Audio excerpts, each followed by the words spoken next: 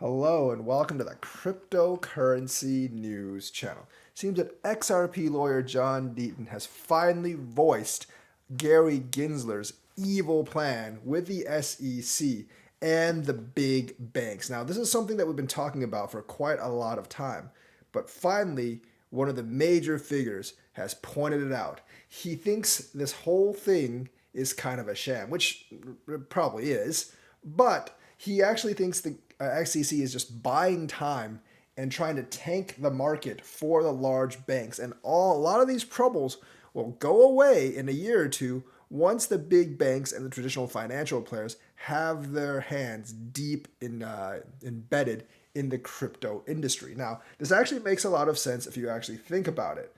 He expects Gary Gensler to sue a crypto exchange and argue that most of the exchange tokens are unregistered securities. Now, this actually has two things. One, he wants to slow the market down and bring it down so the big banks can actually buy it.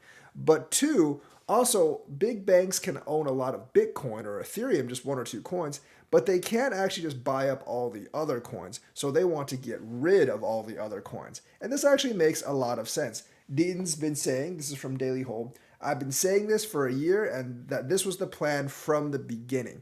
Not exactly to win the case, although they might actually win the XRP case. Basically, he says once the market is at the bottom and the incumbents get a bigger piece, Gary and the SEC will come to the table and work out some form of guidelines or clarity.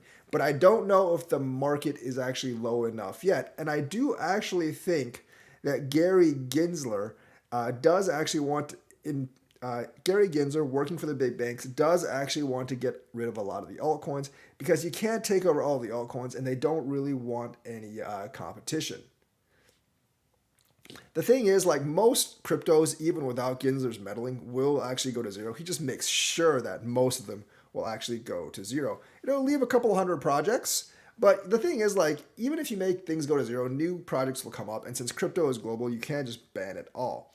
He even speculates that, Coinbase with just a single digit billion market cap could be a target for acquisition for like Goldman Sachs. And the thing is, he might be forced to accept the acquisition of Coinbase by one of the incumbent partners or one of the incumbent big financial firms.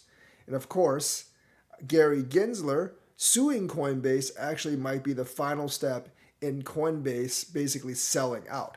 That could actually be the evil plan. We've been talking about this for a long time because the crypto market going down really does affect regulated exchanges like Coinbase. But the thing about this is like the US has to work with other countries as well. And since crypto is a global scheme, they can't fully control it, but they can try to control it as much as they can in the US. So the thing is like, yes, the lawsuit against Ripple, it's a real lawsuit that Ripple may or may not win.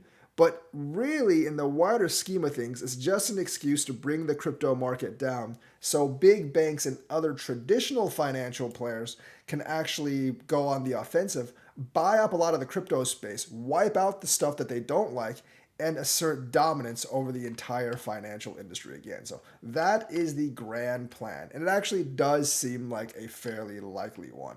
So that's the news for today. Let me know what you think. Like and subscribe. Hit that bell notifications button. Thank you and have a nice day.